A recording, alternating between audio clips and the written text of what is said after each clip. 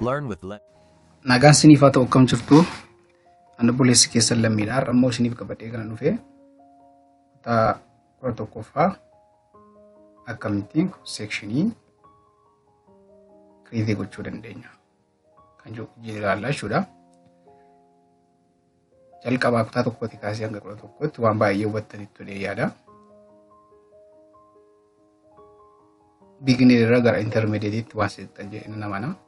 Kanaaf amma immoo cross section akkamitti akka hojjennu wajjin ilaallaa jechuudha. Cross section hojjechuudhaaf profiling nu barbaachisa. Akkasumallee sample line nu barbaachisa, folder illee nu barbaachisa. Isaan kana bu'aa isaanii ilaalla waan ta'eef cross section kana akkamitti akka hojjennu wajjin ilaallaa jechuudha. Cross sectioniin dhufnee home jala gallee sibsirii keenya gabanne booda home jala gallee uftanii gaafa ilaaltan section view kan jettu jirti.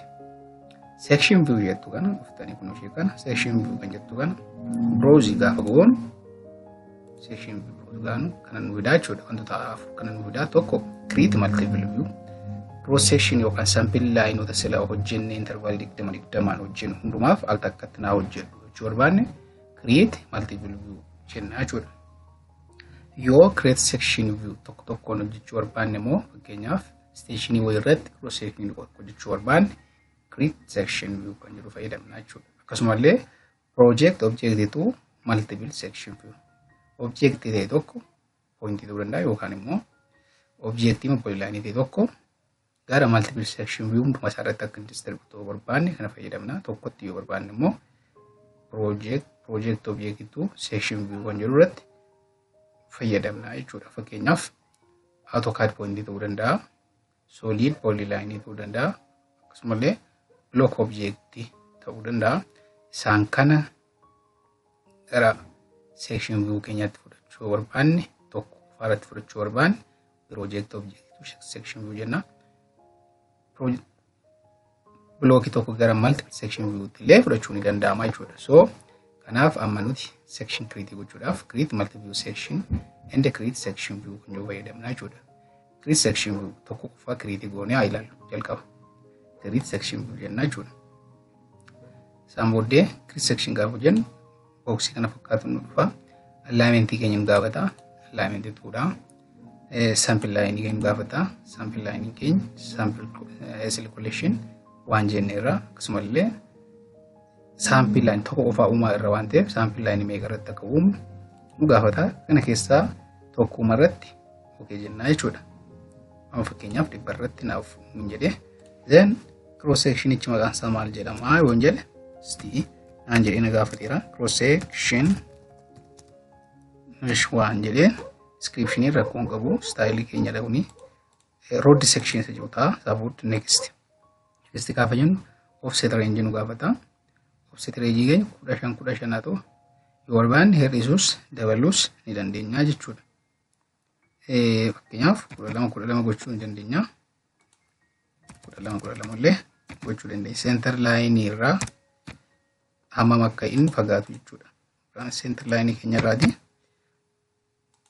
offset gaafa goonu hammam akka fakkaatu jechuudha. Next jenna sababu elevation range keenyadha. Ofii isaa read godhanni beeka. Yoo nu barbaachisu ta'e immoo keessa galee dhumne sirreessuu ni dandeenya. Akkasumallee section display option kan jirudha. Next gaafa jennu display option keenya maal akka nu agarsiisu jechuudha. Keenyaaf ammaas keessa gaafa lixan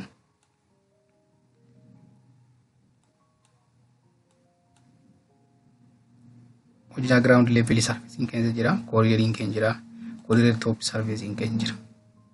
Na isaan kana hundumayyuu haa agarsiisu moo hin agarsiisin kan jirudha jechuudha. Fakkeenyaaf determine maal hojjetan barbaadu hin jedhe hojii ground level na barbaachisa, corridor training na barbaachisa, corridor guutummaa isaati top isaan na barbaachisa jechuudha. So keessa dhufee style kiya yoo barbaade edit view shading jechuun danda'a. Corridor topiin eenyu ta'uu qaba finish jedha jechuudha. Isaan booddee next gaafa jennu bandi nu gaafata section view band. Isaan kana yoo hin qabdan ta'e major section offset and elevation kan jedhu guutuu barbaadan immoo akka kogaana bandi mataa keessanii sirreeffattanii qopheeffattu jechuudha. Isaan booddee akkana ilaaluu dandeenya akkamittiin baandii akka hojjennu piroofaayiliidhaafis haa ta'u akkasumas cross sectioniidhaaf akkamitti hojjetamu wajjin ilaala gara fuulduraatti. So erga kanarratti walii gallee booddee fakkeenyaaf bottom of section view kan jiru jira. Asii dhuftanii immoo top kan jiru jira. So bottom view fayyadamna jechuudha. Baandiin keenya jala akka nu galu barbaanna waan ta'eef. Okay jenna jechuudha. So identify section view origin eessatti akkan itti godhu naa kenni bakka hin kenneefi so cross section kana fakkaatu argadheen jira jechuudha. Cross section kanarra jira. Deelaatiin fayyadamne maybe manatu as kana jiraachuu danda'a. Sababii mataa waan qabuuf deelaatiin fayyadamne cross section kana fakkaatu qabnaa jechuudha. So kun hojii keenyadha. Kun immoo infinity grade keenyadha jechuudha. Kun akkamittiin cross section tokko qofa akka hojjennudha. Ni biraan immoo cross section kana hunda isaa takkaatti akkamitti hojjechuu akka dandeenyudha. Kana ilaaluudhaaf section gallaa create multiple section view kan jirurra gallaa. Isaan booda akkuma silaatti nu dhufa. So automatic waan ta'eef extension keenya guutummaa akka nu ta'u barbaanna. Maqaallee ofii isaatii akka kennu barbaada. Extensioniidhaan akkanaa kennu barbaade. Styleetuma silaatiin fayyadamna jechuudha hundumti isaa.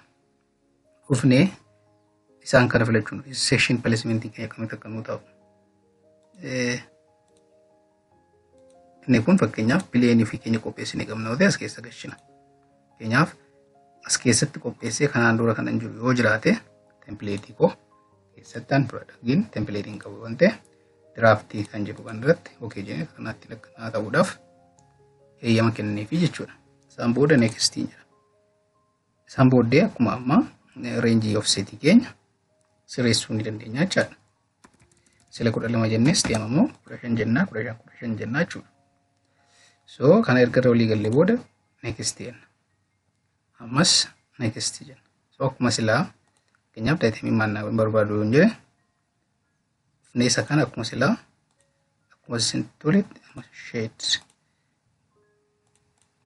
yeroo hundaa color topping finished ta'uu qaba. Finished jenna. Isaan booddee next jenna. Baandii akkuma silaa isinitti himedha. Okay jenna jechuudha. Isaan booda akkuma silaa identify section view origin bakka naa kenninaan jedhe. So bakka nan kenneefiin xiqqoo ishee eega biizii waan ta'uuf jecha. So xiqqoo ishee kun narra jira maallee biizii ta'a waan ta'eef. Waa nu hojjete jira jechuudha. This kunoo kana fakkaata jechuudha. So sectionii keenya akka kanaatiin hojjennee jirra jechuudha. Cross sectionii keenya akka kanaatiin hojjennee jirra jechuudha. Perfect. Style kana barbaanne jijjiiruu dandeenya. Fakkeenyaaf kun haachii akka inni qabaanne gochuu ni dandeenya. Inni guddaan sectionoota meeqa qabna jechuudha. Sectionoota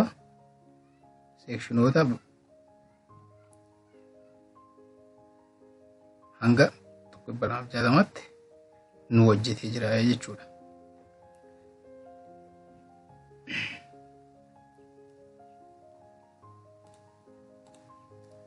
Isaan kun nu barbaachisa maaliif laaniin keenya achiin gahu laamintiin keenya.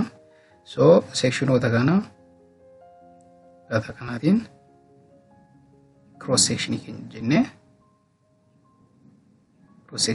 jennee irraa jechuudha. So kun hojii keenya kana fakkaata. Daandii nuti propose goonu immoo kana fakkaata. So danaa kanatti feelingii gaafata. As kanatti immoo fakkeenyaaf as kanatti feeling katii nu gaafata jechuudha. As katii jira, as kana immoo feeling jira. So kanuma irraatii illee cheekii goonee bakkichaaf retaining waliin as barbaachisaa ta'uusaa ilaallee yookaan slope staking dirqama yoo ta'e slope stake goona yookaan immoo retaining wall yoo ta'e retaining wall ilaallaa jechuudha. Garmalee fakkeenyaaf dana kana asii kaasee hangasitti katii goona jechuudha. Yeroo kana protect gochuun irra jira. Saayidii kanarra kan jiran protect gochuu waan irra jiruuf asitti drainage illee no asirratti retaining wall illee provide gochuutu irra jira jechuudha. So walumaa galatti cross section provide jechuun kanadha. Kata kanaatiin daddaamaa jechuudha.